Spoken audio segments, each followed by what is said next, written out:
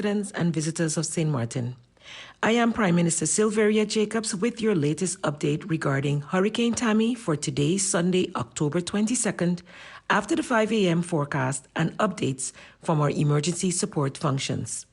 We are truly blessed thus far to have experienced minimal tropical storm force winds, as the center of Hurricane Tammy at 5 a.m. this morning was located approximately 60 miles northeast of St. Martin and was at its closest point to the island, according to the latest update from the Meteorological Department of St. Martin.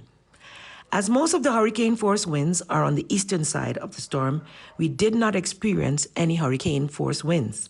The hurricane warning for St. Martin is discontinued as of 8 a.m. this morning. Tammy is moving towards the northwest away from St. Martin. The business regulation for closure is also lifted as of 8 a.m., and businesses are allowed to reopen at their own discretion. An assessment was carried out and there were no challenges observed. However, all are requested to continue to exercise caution due to the possibility of heavy rains later in the day.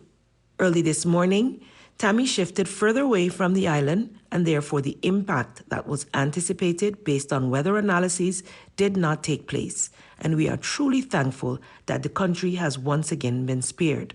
The losses of such an impact on our economy and our people would have created considerable challenges, and therefore we have to count our blessings that the hurricane remained further out to sea, as well as the majority of the weather activity associated with it. Based on continued weather analysis, other islands in the Caribbean, such as Guadeloupe and Dominica, did not get particularly high winds due to the fact that Tammy was a very compact hurricane which stayed offshore. However, Guadeloupe did experience lots of rain, which led to serious flooding in some areas over the night. As such, with more rain expected during the course of today, St. Martin is under a flood watch as of 8 a.m. until further notice, as per the notification of the Meteorological Department of St. Martin. I repeat, though we have lifted the hurricane warning, St. Martin is now under a flood watch as of 8 a.m. Hurricane Tammy continues to maintain maximum sustained winds of 85 miles per hour with higher gusts and continues to move away from the island at 10 miles per hour. With respect to other updates from our ESFs, in total, 2 people made use of the John Larmony Center shelter. NVGEBE did not have to resort to disrupting electricity to customers in the 2 residential areas that were announced last night, as the anticipated weather activity did not take place.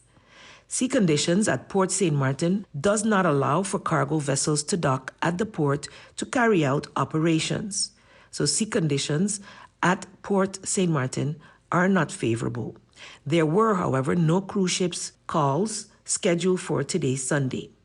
An additional assessment will be made later this morning and updates will be provided. The decision regarding school for tomorrow, Monday, October 23rd, will be taken later today on Sunday afternoon after further assessment of anticipated weather conditions. The EOC will be meeting at 1 p.m. and will further update after those decisions have been made. I would like to take this opportunity to thank the St. Martin community and the business sector for your vigilance and action taken to secure life and property in the event of the passing of Hurricane Tammy. We know that changes can happen overnight, and so we are very grateful that the changes that took place are in our favor. However, we remain vigilant as continued rains associated with the storm can continue for several hours, and we will continue to monitor this. Our preparations ensure that we are able to bounce back quickly. Continue to remain vigilant as a community to continue to have a blessed and happy day forward. Thank you, St. Martin, for remaining safe.